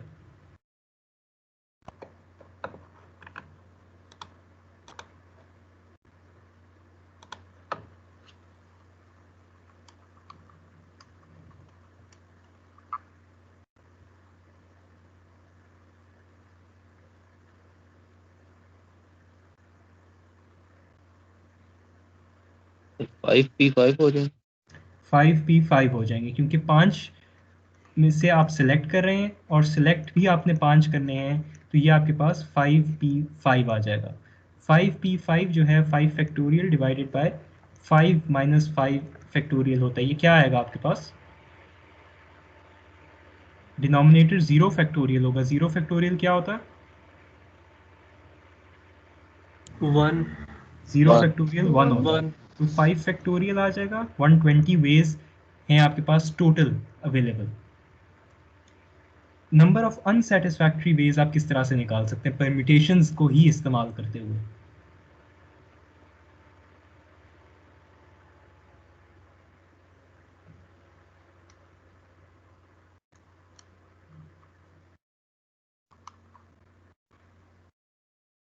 सर अगर हम R3 ले लें हम्म, और N5 तब उस तरीके से कर सकते हैं। R3 क्यों? क्योंकि हम नहीं चाहते कि वो L नंबर 3 भी बनता है सेंटर में। हाँ, लेकिन NPR की फॉर्मुलेशन में N और R क्या होते हैं? N होता है टोटल पूल साइज और R होता है जो आपने सिलेक्ट करने उस पूल में से, नंबर ऑफ सिलेक्शंस। तो ये लोकेशन स्पेसिफिक नहीं है, ये लोकेशन इंडेक्स नहीं है R। सिलेक्ट आपने कितने करने हैं।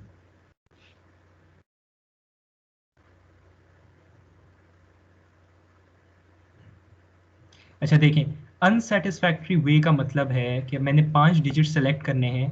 अनसेटिस्फैक्ट्री सारे वो वाले केसेस हैं जिसमें L मिडिल में हो, इनके अलावा कोई अनसेटिस्फैक्ट्री और तो नहीं है।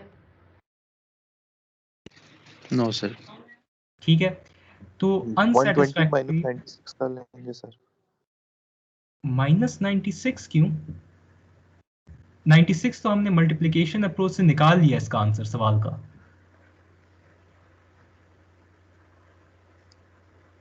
अब यही आंसर हम रेप्लिकेट करना चाह रहे हैं। देखिए, अनसेटिस्फैक्ट्री वेज कौन से हैं? अनसेटिस्फैक्ट्री वो वाले हैं जिसमें L मिडिल में हो। अब मैं इनका नंबर कैसे निकालूं? इसको देख के मुझे कोई बता सकता है? 4P4 होगा सर। 4 लेंगे सर। 4P4 क्यों होगा? क्योंकि सर 4 ही ऐसी, टोटल भी 4 हैं और 4 वेज में हाँ, अरेंज हो सकते हैं। क्योंकि पूल में से मेरे पास अब जब इस कंस्ट्रेंट के साथ मैं देख रहा हूँ कि L यहीं पे होना चाहिए, तो मेरे पास L के पोजीशन की चॉइस, सिलेक्शन की चॉइस खत्म हो गई है। It is there, it is constraint to be there. तो मेरे पास पूल में से L निकल गया। पूल साइज मेरे पास अब 4 बचा, और मेरे पास अब नंबर ऑफ पोजीशंस जिनमें मैं सेलेक्ट कर सकता हूँ चीज़ों को, वो भी मेरे पास 4 बची हैं। तो अब 4 पूल के एलिमेंट्स को मैं इन्हीं 4 जगहों पे एडजस्ट कर सकता हूँ क्योंकि मिडिल स्पेस पहले से फिक्स है। तो 4P4 which is equal to 4 factorial मेरे पास नंबर ऑफ अनसेटिस्फैक्ट्री वेज होंगे, जो कि 24 आ जाता है। तो अब आप नंबर ऑफ सेटिस्फैक्ट्री वेज, यानी जो आपके क्वेश्चन को आंसर कर सके, वो 120 माइनस 24 है, और ये आप वापस 96 पे आ जाते हैं। ठीक है, तो दोनों अप्रोचेस करने का मकसद ये दिखाने का था कि दोनों अप्रोचेस यहाँ पे इक्वली वैलिड हैं। सर ये मल्टीप्लिकेशन अप्रोच सर ये रिपीट कर दे एक दफ़ा। देखिए, मल्टीप्लिकेशन अप्रोच में हम ये करते हैं कि अपने सिलेक्शन को स्टेजेस में डिवाइड करते हैं। ठीक है, ऐसी स्टेज होनी चाहिए जिसके आउटकम में सिर्फ एक सिलेक्शन हो रही हो। ठीक है, ऑप्शंस आपके पास मल्टीपल हों, सिलेक्ट आपने उनमें से कोई एक ही करना हो। तो स्टेज हम इस तरह से डिवाइड करें कि हर इंडिविजुअल लेटर सिलेक्शन जो है वो एक स्टेज है, क्योंकि हम एक लेटर सेलेक्ट कर रहे हैं। ठीक है, तो 5 स्टेजेस हमारे पास आ गई क्योंकि हमने एक 5 लेटर वर्ड बनाना। हमने सवाल की कंस्ट्रेंट देखी, वो आपको ये कहती है कि ऐसे अल्फाज आपने बनाने हैं जिसमें L का लेटर मिडिल पोजीशन पे ना हो। तो आपने अब अपनी कंस्ट्रेंट आइडेंटिफाई कर दी कि आपका प्रॉब्लम ये कहता है इस पोजीशन पे L नहीं आना चाहिए। तो आप जब मल्टीप्लिकेशन अप्रोच स्टार्ट करते हैं सॉल्व करना, तो आप वहां से स्टार्ट करते हैं जिन पोजीशंस का आपको पता हो, जो आपको पता है कि कंस्ट्रेंट है कि ऐसा होना चाहिए या ऐसा नहीं होना चाहिए। तो हम तीसरी पोजीशन पे पहले अपनी पॉसिबिलिटीज इवैल्यूएट करेंगे। तीसरी पोजीशन पे क्योंकि हमारे पास पूल में से एक सिलेक्शन ड्रॉप हो गई है, क्योंकि वो यहाँ नहीं आ सकती, तो तीसरी पोजीशन के लिए नंबर ऑफ पॉसिबल आउटकम्स 4 रह जाती हैं। ठीक, यस सर, ठीक है। इसके बाद अब बाकी पोजीशंस जो हैं उन पे आपके पास कोई कंस्ट्रेंट नहीं है। तो अब आप लेफ्ट टू राइट, क्योंकि ज़ाहिर है ये वाली इसको आपने देख लिया कि इसके ऊपर कितना नंबर होना चाहिए, अब आप बाकी जो 4 रह गई उन 4 स्टेजेस की number of possible outcomes evaluate करें। तो जब आप पहली स्टेज पे जाते हैं तो अब आपके पास पूल में से यहाँ पे L दोबारा से एलिजिबल हो गया, लेकिन जब आप तीसरी पोजीशन आपने फिल की, उसमें L के अलावा 5 में से कोई एक लेटर जो है इस्तेमाल हो गया, और रेपिटेशन अलाउड नहीं है। तो इस पोजीशन के ऊपर अब आपके पास सिलेक्शन के लिए 4 पॉसिबिलिटीज बाकी बचती हैं। तो स्टेज 1 के लिए नंबर ऑफ पॉसिबल आउटकम्स वहां पे भी 4 हो जाएंगी। इसी तरह जब आप अगली स्टेज पे जाएंगे तो यहाँ से अब 2 लेटर्स निकल गए, यहाँ पे भी एक निकल गया, यहाँ पे भी एक निकल गया, तो अब आपके पास पूल में 3 ऑप्शंस बाकी हैं। इसी तरह 4th पे जाते जाते आपके पास 2 लेटर्स इस्तेमाल करने को बाकी बचते हैं, और 5th पोजीशन पे जाते जाते एक बाकी बचता है। ठीक है, तो फिर टोटल नंबर ऑफ पॉसिबिलिटीज जो आपके आउटकम को सेटिस्फाई कर रही हैं, वो फिर आप इन सारी इंडिविजुअल स्टेजेस के पॉसिबिलिटीज को मल्टीप्लाई करके निकाल लेते हैं कि 96 पॉसिबल आउटकम्स हैं। ठीक है, ओके सर। तो अब आप यहाँ पे देखें कि ये प्रॉब्लम जो था ये दोनों अप्रोचेस से आप कर सकते थे। अब ये आपके ऊपर है कि आप क्या समझते हैं इजी कौन सा है। तो मल्टीप्लिकेशन अप्रोच देखने में स्ट्रेट फॉरवर्ड लगता है, अगर परम्यूटेशंस अप्रोच समझ आ जाए जल्दी से तो ये भी बड़े आराम से वैल्यूएट आप कर सकते हैं। कैलकुलेटर पे 5p5 माइनस 4p4 लिखें, एक स्टेप में आपके पास आंसर आ जाएगा। बस ये है कि अब आपके पास ये एन आर की सिलेक्शन जो है ये सही होनी चाहिए। ठीक है, तो मल्टीप्लिकेशन अप्रोच में आप directly number of satisfactory ways निकाल रहे हैं। परम्यूटेशंस अप्रोच में आपको एक स्ट्रेटेजी ये थी कि आप नंबर ऑफ अनसेटिस्फैक्टरी वेज निकालें और टोटल पॉसिबिलिटीज में से माइनस करें। परम्यूटेशंस से ही दूसरा तरीका ये है जो कि इफेक्टिवली मल्टीप्लिकेशन अप्रोच वापस बन जाता है, तो उसका ऐसे अलहदा से उसको बताने का फायदा नहीं है, वो फिर आप मल्टीप्लिकेशन अप्रोच ही कर लें कि आप इन सारे जो नंबर्स हैं जिनको आपने इस तरह से लिखा है, इसके बजाय आप इसको 4p1 और 4p1 करके लिखें कि आप इस पोजीशन में सिलेक्शन करें। सिर्फ अभी स्टेजेस में आपने स्प्लिट कर दिया, तो हर स्टेज की आपके पास सिलेक्शन साइज जो है वो 1 की है। अब आप सिर्फ एक स्पेस फिल करें एट अ टाइम, और फिर आप देखें इस स्टेज को फिल करने के लिए पूल साइज क्या है। तो उसी तरह से सबसे पहले आप कंस्ट्रेंट पोजीशन को देखेंगे, फिर आप देखेंगे कि यहाँ पे अगली पोजीशंस पे कितने नंबर आ सकते हैं, तो ये 3p1 2p1 और 1p1 होगा। तो इफेक्टिवली अगेन ये मल्टीप्लिकेशन अप्रोच है, ये वो परम्यूटेशन अप्रोच वाला एडवांटेज खत्म हो जाता है। ठीक हो गया।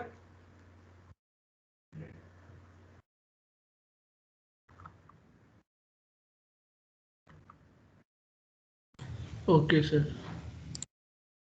चलें अब इस क्वेश्चन को पढ़ें, और अब आप लोगों ने मुझे बताना है कि ये किस तरह से सॉल्व होगा। पहले हम पहला पार्ट करेंगे, ठीक है। क्वेश्चन पढ़ें ऊपर से।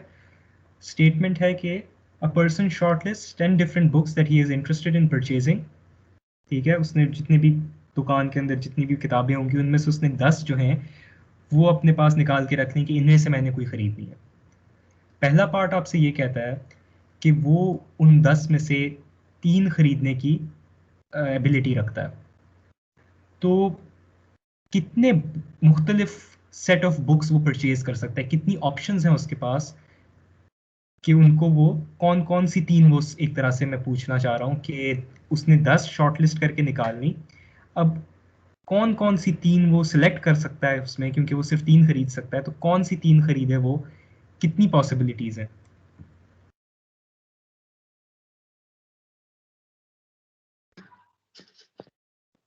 10c3 sir. 10c जी, 10c3। सी क्यों आया? क्योंकि इससे फर्क नहीं पड़ता कि कौन सी बुक पहले सिलेक्ट हुई। ठीक है, तो combinations approach, not interested in order. ठीक है, not interested in order of selection. Repetition जाहिर है कि नॉट अलाउड। तो डायरेक्टली आपके पास ये नंबर जो है 10c3 क्या वैल्यू आती है इसकी? 120। 120। तो 120 मुख्तलिफ सेट ऑफ बुक्स वो खरीद सकता है। यानी कि इसके पास आप लोग समझ ही गए हैं आप, खैर कि 10 किताबें हैं जो कि उसने अपने पास निकाल के रखी। अब इनमें से उसको सबसे ज़्यादा जो भी पसंद आए, कौन सी वो खरीदना चाहे, लेट्स सपोज उसको इक्वली पसंद आई हैं लेकिन वो 3 खरीद सकता है, तो वो किस तरह से अपना बुक सेट फॉर्मुलेट कर सकता है। हम इसका नंबर देख रहे हैं बेसिकली इस सवाल में, कि हो सकता है वो ये 3 किताबें खरीदे, या वो कहे कि अच्छा मैं ये वाली और ये वाली खरीद लेता हूँ।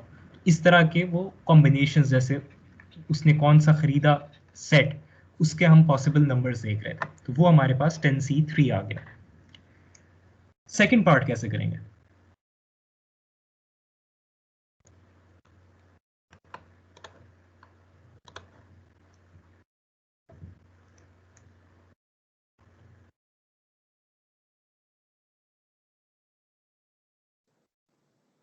सिर्फ पहले 4 का पूल होगा, उसके बाद जाके बाकी 6 का भी ऐड कर देंगे।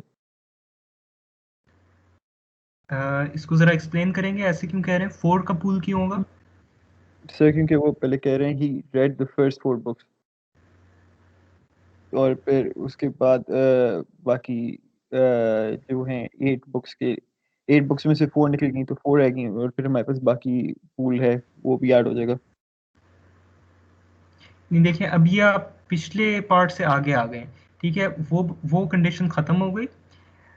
10 डिफरेंट बुक्स उसने शॉर्टलिस्ट की थी, उनमें से अब कह रहा है सवाल कि इफ ही बाइज 8 बुक्स, उसने 8 खरीद लिए, घर ले गया अपने साथ, इन how many different orders can he read the first 4 books, यानी 8 वो घर ले गया, अब पहली 4 कौन सी पढ़ता है उनमें से, कितने मुख्तलिफ ऑर्डर्स में वो पढ़ सकता है? क्वेश्चन आपसे ये पूछ रहा है कि लेट सपोज इन 10 में से कोई 8 वो ले गया खरीद के घर, अब उनमें से पहले वो, जाहिर है let suppose he is just reading 1 book at a time, पहली खत्म करके दूसरी पढ़ता है, तो पहली 4 बुक्स कौन सी पढ़ता है, उसका ऑर्डर कितने मुख्तलिफ ऑर्डर्स में वो बुक पढ़ सकता है?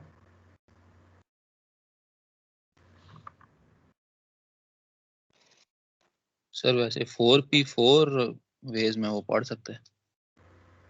सर 8p4 करिए। 8p4, ये जरा बताएं क्यों 8p4? सर एक तो हमारे पास उन्होंने हमें ऑर्डर में बोला है कि फर्स्ट 4 बुक तो हम कॉम्बिनेशंस तो यूज़ नहीं कर सकते, तो परम्यूटेशंस यूज़ कर रहे हैं। और दूसरा ये कि हमारे पास उसने 8 बुक टोटल था हमारे पास, और उसमें से उसने 4 को पहले पढ़ना था, तो 4 को हमने देखा है, तो 8p4। जी बिल्कुल सही। अब देखें, बात ये हो रही है कि वो 8 किताबें उसके पास अब पढ़ी हैं, ठीक है, लेट सपोज कोई 8 किताबें वो खरीद के ले गया, 1 2 3 4 5 6 7 8, ये 8 किताबें वो अपने पास घर ले गया। पूछा ये जा रहा है कि अब इन 8 किताबों में से मैं ऑर्डर ऑफ रीडिंग जो है किस तरह से असाइन कर सकता हूँ, जैसे ऑर्डर में उसने पहली कौन सी पढ़ी, पहली ये पढ़ी, दूसरी ये पढ़ी, तीसरी ये पढ़ी, चौथी ये पढ़ी, या उसने पहले ये वाली पढ़ी, ये वाली पहली 4 में पढ़ी ही नहीं, ये पूछा जा रहा है। तो बेसिकली अब आपके पास पूल साइज जो है वो 8 का है अब, क्योंकि उसके पास 8 बुक्स अवेलेबल हैं जिनमें से वो रीड कर सकता है, और उनमें से अब उसने चूज करना है कि वो पहले 4 कौन सी पढ़ेगा, ठीक है। इसलिए अब आपके पास जो, और क्योंकि ऑर्डर इंपॉर्टेंट है तो आप परम्यूटेशंस अप्लाई करेंगे, तो इसलिए आपके पास जो टोटल पूल साइज है जो अवेलेबल है सिलेक्शन के लिए वो 8 का है, और उसमें से सेलेक्ट कितनी हो रही है वो 4 है। अगर मैं पूछता पहली किताब कौन सी हो सकती है, उसके कितने ऑर्डर्स हैं, तो वो कितने होंगे सिर्फ पहली के अंदर? How many different options does he have for the first book?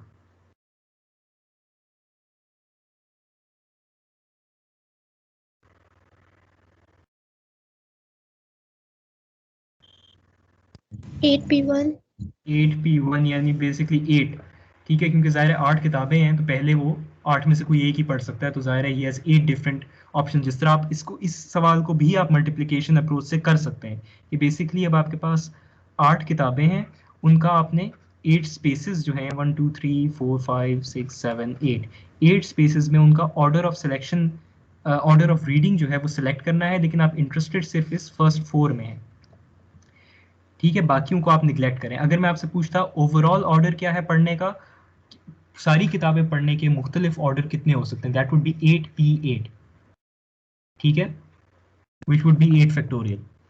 अगर मैं सिर्फ पहले 4 का पूछ रहा हूँ तो मल्टीप्लिकेशन अप्रोच में आप इंटरेस्टेड हैं सिर्फ फर्स्ट 4 स्टेजेस में। पहली स्टेज में उसके पास नंबर ऑफ ऑप्शंस कितनी है, 8, क्योंकि 8 बुक्स में से पहले, सबसे पहले बुक उन 8 में से कोई भी खोल सकता है। उसने एक बुक पढ़ ली, सेकंड प्लेस पे अब उसके पास 7 बुक्स बची, थर्ड प्लेस पे 6 बची, फोर्थ प्लेस पे 5 बची। तो अगेन यहाँ पे मल्टीप्लिकेशन अप्रोच आपको कहते हैं 8 times 7 times 6 times 5, which is again equal to जो आपके कॉम्बिनेशन, सॉरी परम्यूटेशंस अप्रोच से आंसर आया, ठीक है। अगेन दिस इज 1680 और 1680 8p4 is also 1680, ठीक है।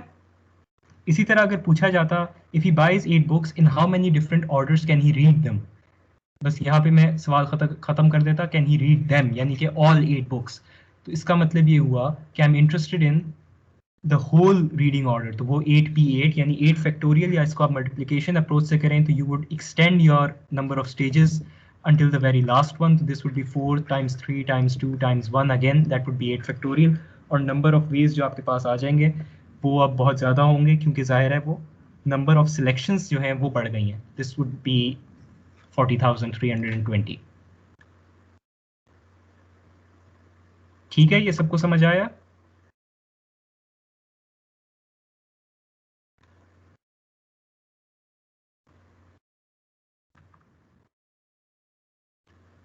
Yes sir. चलें अब ये बताएं, आखिरी प्रॉब्लम आज के लिए ये देख लेते हैं। सर लेक्चर ख़त्म हो रहा है सर। हाँ लेक्चर ख़त्म हो रहा है, अभी टाइम तो है ना 2 मिनट। बहुत छोटे सवाल हैं, अगर समझ आ गए जल्दी जल्दी बताएं, घड़ी देखना छोड़ें। सर जल्दी नहीं समझ आता सर, हम सुबह 8 बजे से ले रहे हैं लेक्चर, इसलिए छोड़ दें सर अब। चलें फिर ऐसा कीजिएगा कि ये प्रॉब्लम्स हैं आपके पास आपके सामने, ठीक है, आगे सारे परम्यूटेशंस कॉम्बिनेशंस ही के प्रॉब्लम्स हैं।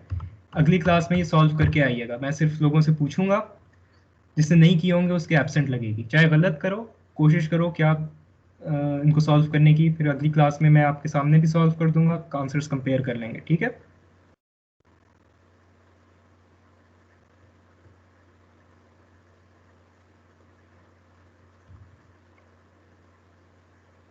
रैंडमली मैं किसी से भी पूछूंगा क्या आंसर था, उससे एक्सप्लेनेशन मांगूंगा, जिसने नहीं किया होगा उसकी एब्सेंट लग जाएगी। Consider it as your homework और whatever. All in agreement? Consider करते सर को जॉब देते हैं। सर अटेंडेंस होगी? अटेंडेंस लग जाएगी यार, उससे सर शीट से हेल्प लगा। दे दें। सर असाइनमेंट, इसे असाइनमेंट कंसीडर कर ले। अच्छा चले, असाइनमेंट में ये सवाल भी होंगे और जाहिर है वो उसके अलावा कुछ पीछे के टॉपिक्स रहते हैं, कोफिशिएंट ऑफ वेरिएबिलिटी वगैरह के कुछ उसके सवाल भी मैं साथ ऐड कर दूंगा, तो इनको मैं थोड़ा सा मॉडिफाई करके चलें, फिर यही आपकी असाइनमेंट में मैं डाल दूंगा। लेकिन असाइनमेंट होगा तो फिर इसी में से असाइनमेंट सेशन भी होगा। ठीक है सर। ठीक है, चलें फिर अगर उस वक्त ना समझ आया हुआ तो फिर ये नहीं कहना कि ये सवाल क्लास में नहीं कराए थे। वैसे सवाल आसान है। आपने कहा था सर सेशन आप की सेकंड क्लास में कर लेना, ताकि अगर कोई इशू हुआ तो हम पहली क्लास में पूछ लेंगे। जी, असाइनमेंट सेशन क्विज जो है आप लोगों का अगले वेडनेसडे कर लेते हैं, ठीक है। Yes sir. तो आज या probably कल तक मैं आपको फॉर्मल असाइनमेंट दे दूंगा, वैसे उसमें ये सवालात मौजूद होंगे। थोड़ा सा चेंज करना पड़ेगा वरना आप लोग सारे छापे मारते हैं।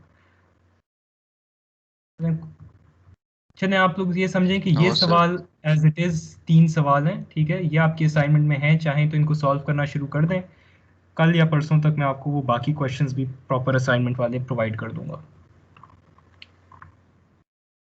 ठीक है। Okay sir. सही है, फिर चलें, फिर आज के लिए काफ़ी है, छुट्टी करें।